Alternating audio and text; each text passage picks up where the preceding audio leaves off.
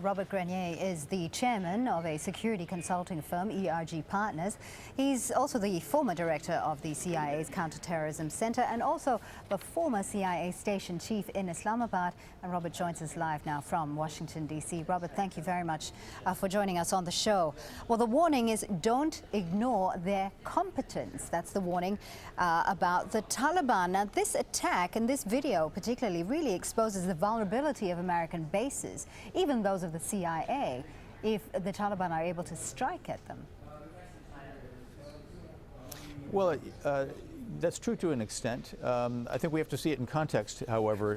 What this group of Taliban succeeded in doing was in penetrating a highly fortified area in Kabul, which contained a number of different targets, to include, as was mentioned before, the presidential palace, the headquarters of the International Security Assistance Force, and this alleged CIA base. I think it's important to point out that they weren't able to penetrate any of those ultimate targets, but they were very sophisticated, very clever in penetrating layers of Afghan security to get into that area in the first place. But that in itself is a warning that if they can penetrate that far, who knows how much further they can go.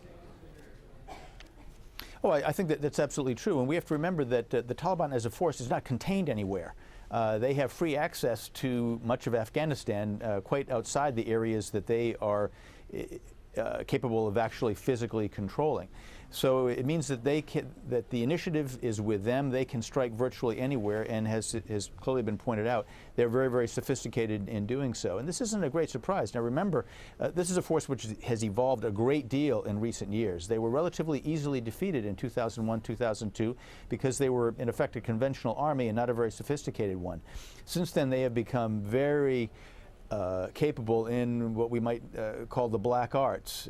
They are able to engage in assassination, intimidation, subversion. We've seen the effectiveness of their propaganda, and they're able to engage in this sort of unconventional warfare strike as well. Right. Well, it certainly doesn't bode well for the security situation as foreign troops draw down this year, does it?